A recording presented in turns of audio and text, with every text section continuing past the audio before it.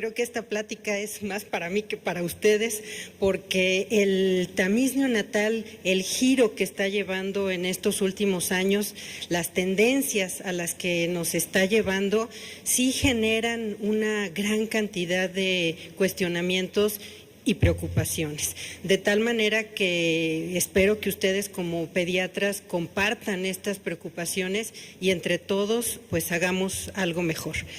Por otro lado, es realmente para mí un honor trabajar en el tamiz neonatal y comunicarles que este año se cumplen 50 años de la existencia de esta maravillosa práctica preventiva.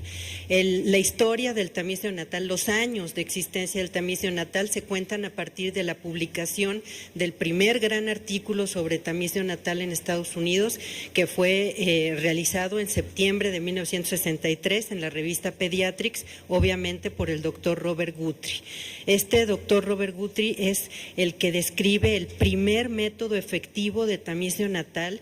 Evidentemente es un pionero de la salud pública mundial, estuvo incluso nominado al Premio Nobel de Medicina y él abre el campo nada más ni nada menos que a los estudios masivos presintomáticos de enfermedades y al uso de sangre en papel filtro, lo cual optimiza y abre una ventana maravillosa a la medicina.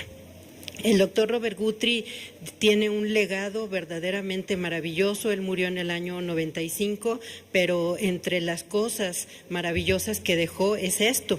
En el año 2011, en un estudio del CDC de Atlanta, se hizo una rígida selección de los 10 mayores avances o logros de salud pública en Estados Unidos y evidentemente el tamiz neonatal ocupó uno de los primeros lugares. De tal manera que el tamiz neonatal es una intervención de salud pública exitosa. El tamiz neonatal salva vidas y previene la discapacidad. Además, ¿por qué está considerado como uno de los 10 grandes logros de salud pública del siglo XXI? Es porque los niños no detectados de manera oportuna van a tener retraso mental o van a tener discapacidad física o van a morir tempranamente y esto se puede evitar. Por ejemplo, los niños que nacen con citrullinemia y esta citrullinemia no es tratada a tiempo van a tener un coeficiente intelectual por debajo de 40. Esto va a ser una discapacidad intelectual severa. Los niños con fibrosis quística no detectados ni tratados a tiempo van a morir antes de los 15 años de edad y esto es verdaderamente una tragedia. Y hay que partir de algunas premisas básicas. El tamiz neonatal en el mundo ha tenido una revolución verdaderamente vertiginosa a nivel tecnológico y además hay que reconocer que existen nuevas fuerzas que intervienen en el tamiz neonatal. Las organizaciones no gubernamentales, las organizaciones, especialmente los grupos de padres y algunos grupos académicos, la fuerza enorme de la industria que tiene todo un interés específico en posicionar medicamentos huérfanos, en producir equipos, en vender reactivos. Esto también cuenta, no sé si para bien o para mal, pero también cuenta como una fuerza para el tamiz neonatal. Y ahora en México hasta los legisladores hablan de tamiz neonatal y esto es algo verdaderamente inaudito. Para que se den ustedes idea de la revolución del tamiz neonatal, en 1963 se hacía tamiz para una enfermedad, para 1974 se incorpora el hipotiroidismo congénito con el doctor Dussault con sus investigaciones en Canadá. Esto fue algo verdaderamente maravilloso. Y en la década de los 90, el doctor Naylor, Chase y Millington, ellos abren la puerta a la espectrometría de masas en tándem y esto hace que de una sola metodología se puedan detectar más de 70 enfermedades. Los avances en el mundo han permitido que ahora en el papel filtro nosotros podamos detectar aminoácidos, hormonas, inmunoglobulinas, metales, tóxicos ambientales como el plomo o los pesticidas, acilcarnitinas, ácidos orgánicos y ahora recientemente enzimas. Y esto cada día se están descubriendo más cosas que se pueden detectar en el tamiz neonatal. Y para todos aquellos que creían que el tándem era lo máximo, pues ahora resulta que ya el tándem es viejo. Ahora lo que queremos es un Orbitrap, ¿sí? O un aparato de microarreglos que nos dé 200 enfermedades genéticas, o un espectrómetro de masas con nanospray que nos va a dar 400 metabolitos. Entonces, esto es algo verdaderamente complejo que hay que ponerle órdenes. Ahora, no solo son los aparatos de microarreglos, sino que ahora lo que viene para el tamiz neonatal son los equipos de secuenciación genómica de nueva generación, que hay muchas marcas, y esto va a abrir un campo también verdaderamente increíble. Sin embargo, como consecuencia de esta revolución tecnológica tenemos gran variabilidad de paneles, no sabemos cuántos detecta cada quien, si 50, 70, 28, 4, 40. Los países desarrollados ante esta problemática, porque esto no es de México, esto es en todos lados, en todos los países, pues la manera de ponerse de acuerdo es generando consensos y consejos nacionales sobre tamiz neonatal.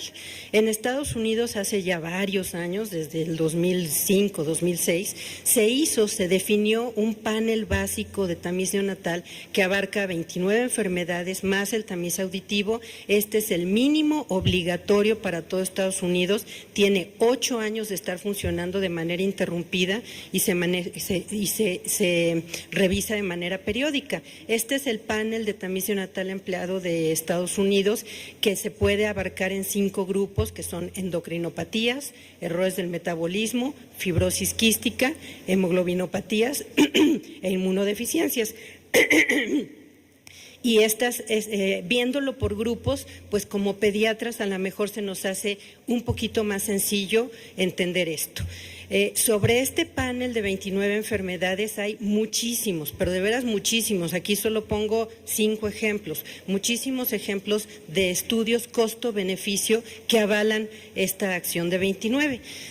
¿Es importante saber esto para el pediatra? Pues sí es importante, porque con la tecnología de hace 10 años se detectaba un caso de cada 3,000. En la actualidad se puede detectar un caso de cada 1,000 o más, y esto ¿nos va a complicar la vida? Sí. ¿Por qué? Porque si tomamos esa prevalencia de 1 en 1,000, esto quiere decir que en México, que nacen aproximadamente 2,200,000 niños, nos va a enfrentar a la problemática de tener que atender 2,200 pacientes por año. Nomás para que se den una idea, en el Instituto Nacional de Pediatría, el ingreso anual, o sea, el número de pacientes que se atienden en neonato cada año son 350. Entonces, esto es un número muy grande que tenemos que ver los pediatras qué es lo que estamos haciendo, ¿sí? ¿Se pueden atender estos pacientes en México? Yo les diría de entrada que sí, yo soy optimista.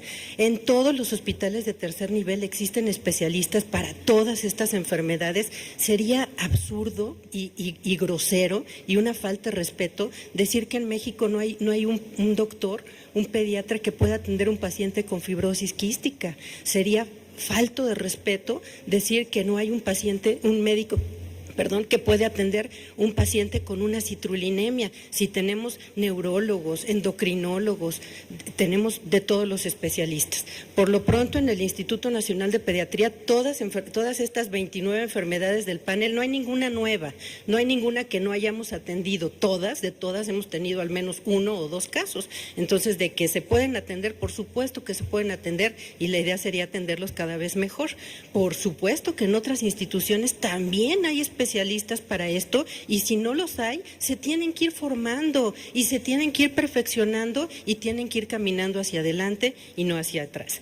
Pero por supuesto que hay que tomar en cuenta que esto depende de un presupuesto, o sea, depende del dinero que tengamos para atenderlos. Y ahorita, en este año, 50 años después de la invención del tamiz neonatal, no tenemos el presupuesto adecuado para atender a los errores innatos del metabolismo tradicionales, que en su costo anual más o menos estimamos 30,000 pesos. Y esto es algo verdaderamente complejo. Tenemos que empezar por sacar este presupuesto adecuadamente para atender a los pacientes como debe de ser. En el instituto tenemos 30 años de estar trabajando con errores innatos del metabolismo. Aquí les presento este póster que me genera un gran cariño porque es la visita que hizo el doctor Guthrie hace 27 años, un 3 de septiembre, a nuestra institución.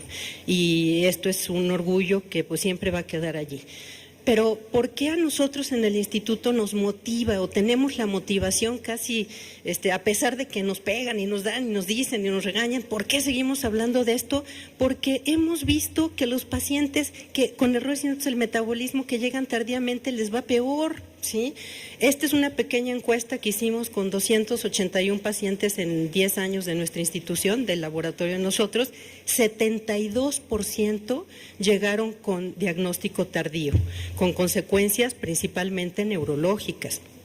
Estos pacientes no crean que se mueren al día siguiente. Estos pacientes requieren de manera permanente servicios de urgencias o de terapia intensiva. Tienen largas estancias hospitalarias, tienen una tasa de mortalidad del 19,2% y 95% de ellos tienen discapacidad de grave de moderada a grave, y esto es algo muy feo. Los pacientes, en cambio, que llegaron en forma temprana, un poquito, son 28%, pero que fueron detectados por tamiz neonatal ampliado, evidentemente tienen mejor neurodesarrollo, tienen menos número de hospitalizaciones, tienen menos crisis de descompensación y por lo tanto consumen menos servicios de urgencias y terapia intensiva, que si ustedes hacen la cuenta, cuesta mucho más que los 30,000 pesos que tenemos que invertir anuales para mantener sanos a estos pacientes.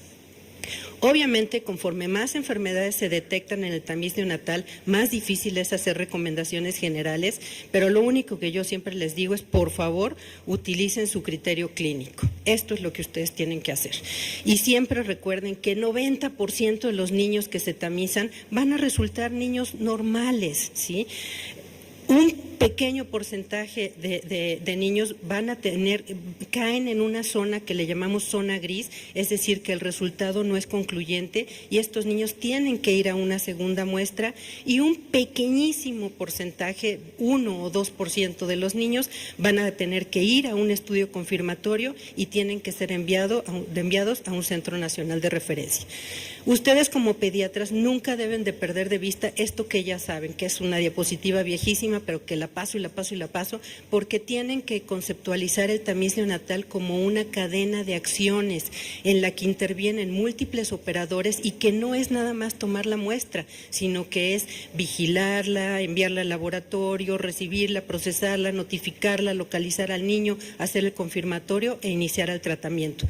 Y no tiene sentido, de veras, es tirar el dinero a la basura si al tamiz neonatal no le ponemos el candado final, que es el tratamiento y la valoración del crecimiento y desarrollo. ¿Qué quiere decir esto? La vigilancia médico-epidemiológica. Si no hacemos este candado, de veras, es mejor no hacer el tamiz neonatal, ¿sí? Porque es perder el dinero que poco tiene el país. ¿Qué pasa con el tamiz neonatal en México? Pues que hay una gran variabilidad de paneles, de tamices públicos y privados. Tenemos un importante rezago en el diagnóstico de errores innatos del metabolismo. Hay pocos datos epidemiológicos, los pocos que hay luego son imprecisos. Hay muchos laboratorios de tamiz neonatal con bajo volumen de procesamiento y hay atraso normativo. Hay instituciones, que yo les diría que aquí cada semáforo es una institución, un semáforo es de la Secretaría de Salud, otro es de Pemex, otro es del IMSS, otro es del ISSSTE, y lo ideal, verdaderamente lo bonito sería que nos pudiéramos poner de acuerdo, pero pues yo creo que será el siglo que entra. ¿Se puede hacer hoy el tamiz neonatal ampliado para 29 enfermedades? Claro que sí, pero requiere ingeniería, requiere nuevas normas, requiere nuevos lineamientos y requiere apoyarse en las experiencias ya realizadas. El Seguro Social tiene un enorme acervo de conocimientos sobre tamiz neonatal. Los institutos nacionales también, Perinato también, los estados ya tienen resultados verdaderamente valiosos. Pues ahora tenemos que confrontarlos, pero de manera respetuosa y científica. Y por supuesto que si queremos hacer el tamiz neonatal, yo no sé cómo, pero vamos a tener que trabajar en equipo, interinstitucionalmente y multidisciplinariamente. Nosotros, ¿qué pensamos de este tamiz? Pues que se tiene que establecer gradualmente, sería tonto pensar que un tamiz de 29 enfermedades se puede generalizar en un país con las condiciones que tiene México. Imagínense hacer el tamiz de 29 enfermedades en Michoacán, en la zona ahorita que está casi en guerra. Pues eso es verdaderamente tonto pensar que se va a poder hacer. Hay que hacerlo de manera gradual, hay que establecer modelos, hay que establecer estrategias, hay que hacer cada uno de los pasos del tamiz para que entonces esto sea una realidad. Y además hay que evaluar periódicamente este panel porque las cosas a lo mejor en Estados Unidos funcionó muy bien, pero la prevalencia aquí es distinta y aquí tenemos que poner otras enfermedades que no están incluidas. De tal manera que hay que tener datos epidemiológicos, hay que tener criterios científicos y por supuesto que hay que hacer estudios costo-efectividad. Lo que ustedes ven en gris, este es el panel de Estados Unidos que ya les habían mostrado y es el mismo que se está proponiendo ahora en la nueva norma para México. Lo que ustedes ven en gris son enfermedades que ya tenemos avanzadas de alguna manera en México. Hipotiroidismo, hiperplasia, galactosemia, deficiencia de biotinidasa, todas las demás hay que irlas abriendo, hay que ir empezando.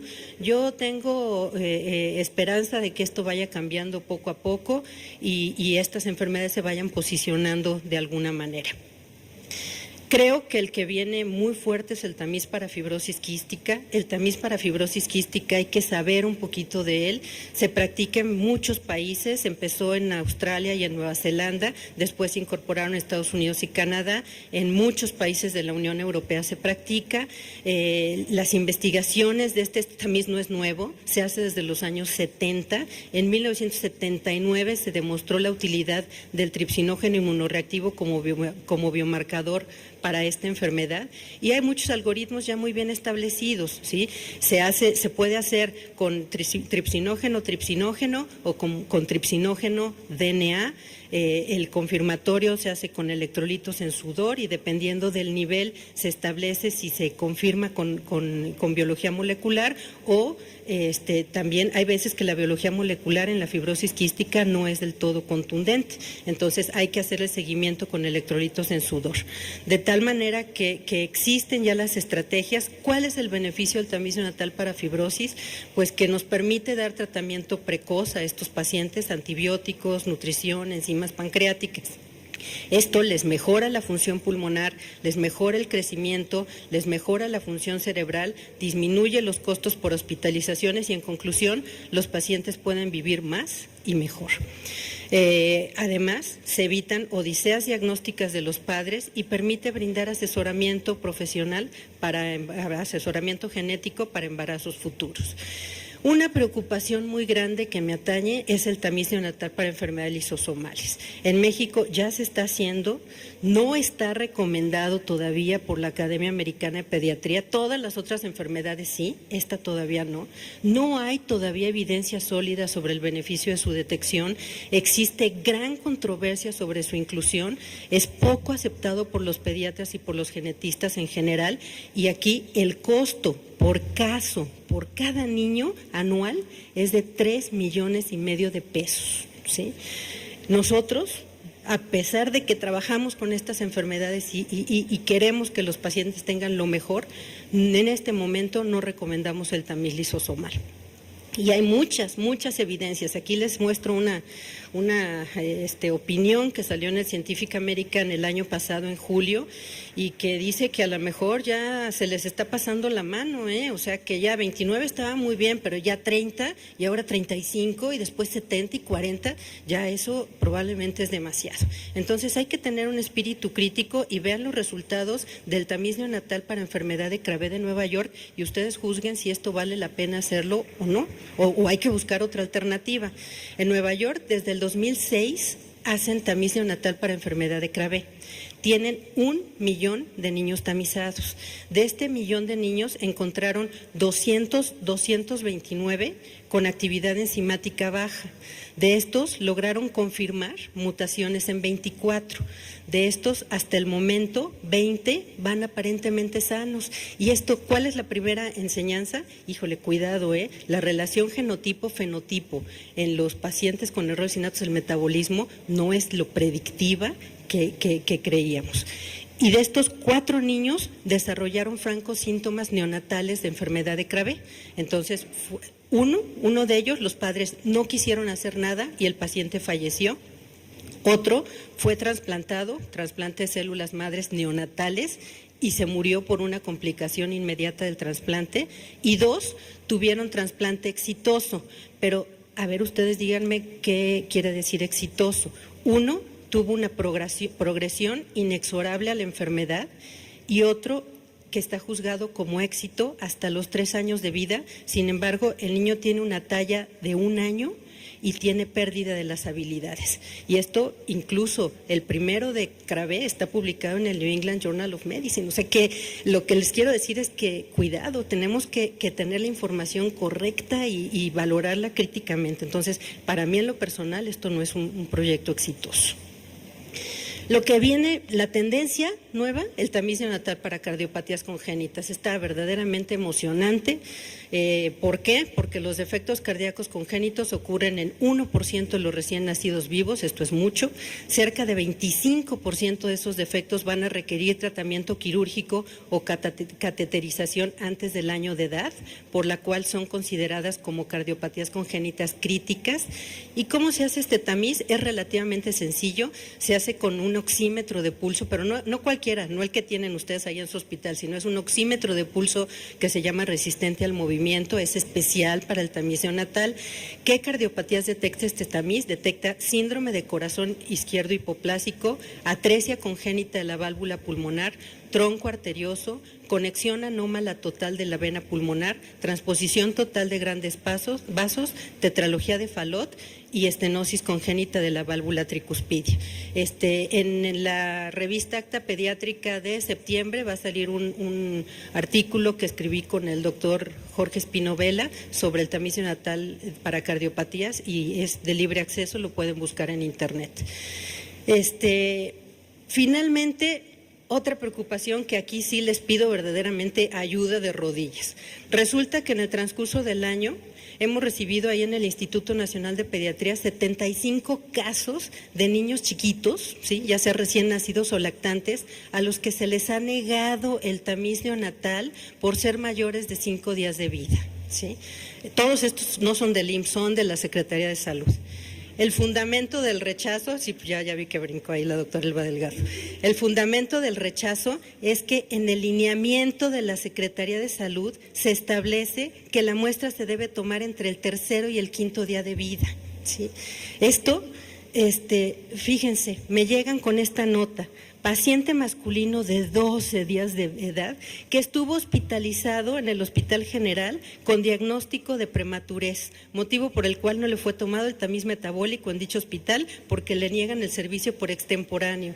Ay, acuérdense que los prematuros tienen mayor riesgo de hipotiroidismo congénito y así como me han llegado niñas de madres obesas, de madres adolescentes que tuvieron complicaciones perinatales y al niño porque la mamá estuvo mal, no le hacen el tamiz. Caray, señores, esos son riesgos clarísimos de hipotiroidismo congénito. Entonces, de estos 75, por ahí, todos estos niños rechazados, pues obviamente va a resurgir casos de hipotiroidismo congénito no tratado y a tiempo porque no se les hizo el tamiz.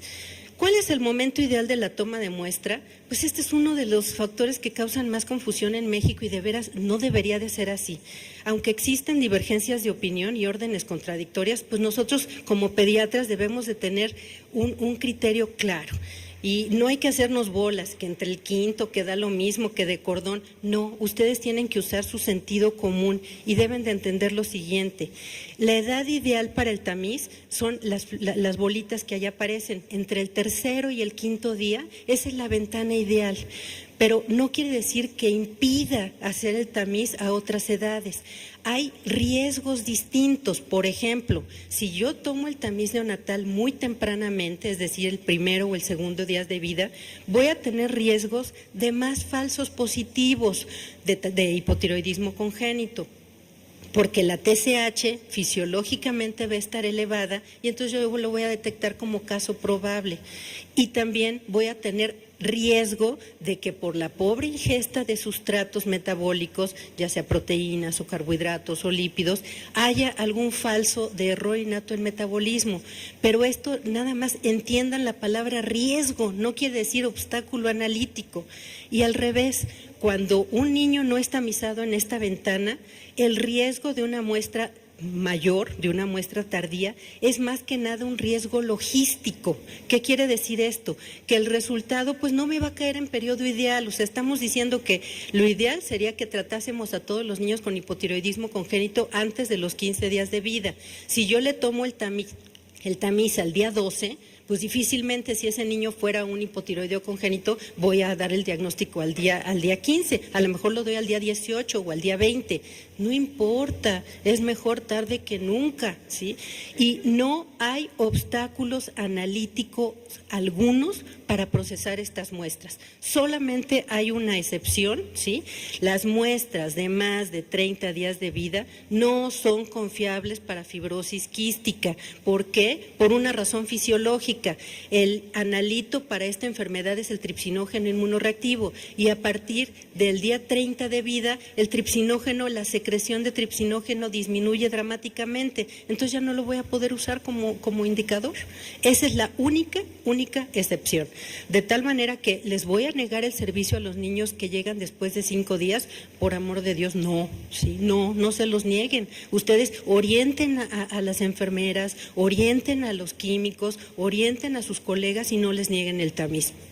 Y vean, esta nada más, aquí está realzado, en Holanda la muestra la pueden tomar hasta las 168 horas y en el Reino Unido hasta el día 8, de preferencia el 5, pero también hasta el día 8. Y fíjense qué grave, qué cosas estamos haciendo. Se estima, esta es una encuesta que se hizo en el Hospital Infantil de México, que estimó que el 75% de las muestras son tomadas después del 5.º día de vida. Entonces, de entrada, le estoy negando el servicio al 75% de los niños de México. Esto es algo verdaderamente absurdo. Por lo tanto, debemos todos de trabajar juntos para lograr la meta de tamizar a todos los niños. Claro, esto es lo ideal, entre el 2.º y el 5.º día de vida, pero no debemos negarle la oportunidad a aquellos que sean un poquito más grandes. Finalmente les enseño esto que dice la Academia Americana de Pediatría. ¿Es demasiado tarde para colectar una muestra? No, coléctela tan pronto como sea posible. As soon as possible quiere decir esto, ¿sí? Si el bebé no fue tamizado entre las 48 y las 72 horas de vida y le llega a usted después, tamícelo tan pronto como sea posible. Ese realmente es el mensaje que yo les quiero dejar el día de hoy. Les agradezco muchísimo su atención y por favor ya saben que el tamiz neonatal es una tarea en equipo, que todos y cada uno de ustedes son elementos verdaderamente importantes. Muchas gracias.